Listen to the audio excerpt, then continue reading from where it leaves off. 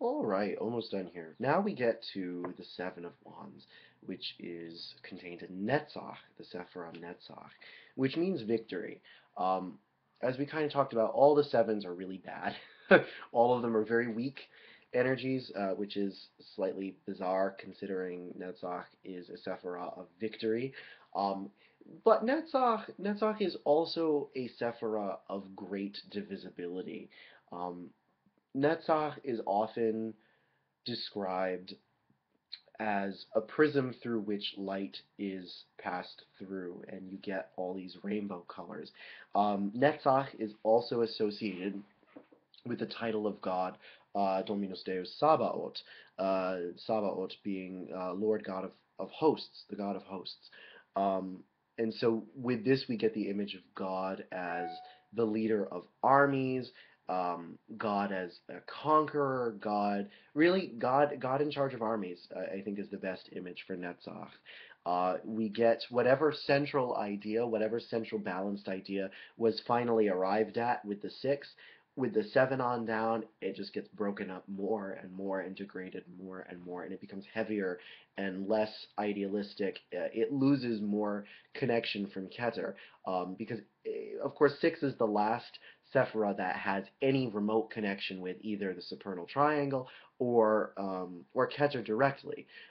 So everything below that is bound to become a lot less less pure, a lot less good, really, in general. So with the seven, we get the Lord of Valor, Mars in Leo, and Netzach being um, associated with the planet Venus. Netzach is also, again, oddly enough, associated with emotions and bliss and yeah, emotions and beauty and all these things. And so Mars in Leo coupled with a Venus Sephira, a Venusian Sephira, really does not get along well. It's not a particularly good combination of forces, which is why I think, it's a really good reason why the Seven of Wands is not that good. Um, the sevens are all. The odd thing about the sevens is that even though they are weak, they actually are also very strong.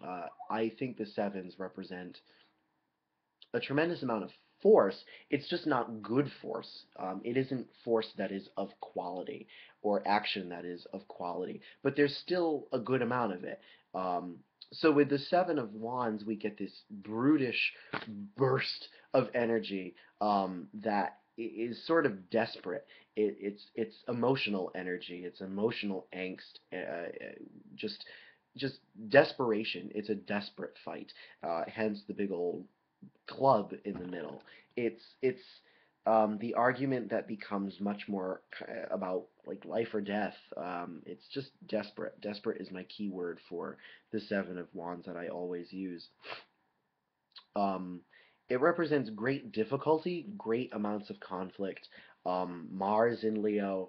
Mars likes to be in Leo, but it's very aggressive, very confrontational, very very masculine, very butch, very just in your face. And this being the last decan of Leo, Leo's kind of at its last gasp, so it isn't necessarily the bright and sunny Leo that we think of in the Six of Wands, or even to some extent in the Five. In the Seven, we really are moving on to new territory, and so it isn't quite as happy-go-lucky as the other Leo cards. Um, so with this, the interesting thing about this is that the title of the card is Valor. And so we're told in the Book of Thoth that Valor, it's called the Lord of Valor because really because of the nobility of its character. Again,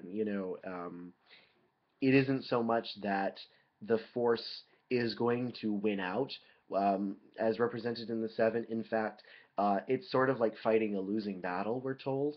But because the person wielding the force has enough self-conviction and enough drive and enough desire for it, enough integrity in their action, that they can be considered heroic in their efforts, and therefore the card is the Lord of Valor.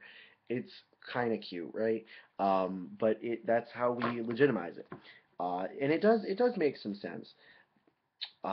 As trying to think of how I can tie it into the Four of Wands, um, because they're both on the same pillar. I think both of them just are very outgoing energies, and yet not. I mean, the four. I mean, it probably isn't very good to compare the four and the seven, though they do in some ways share a similarity. Being on the pillar of mercy, as do the five and the eight. But that's not really either here or there. Um, so yeah, with the seven for divinatory meanings, I tend to see it just as a last stand, a desperate effort, putting in a boatload of energy into something, even though you know that it probably is very unlikely to succeed. Um, Fighting the good fight, uh, being kind of bruised but still going anyway. Um, Standing up to opposition, taking a stand, really just, um, yeah, it's very desperate. That's really what it is. So that's it for the seven, and next we'll go on to the eight and compare them.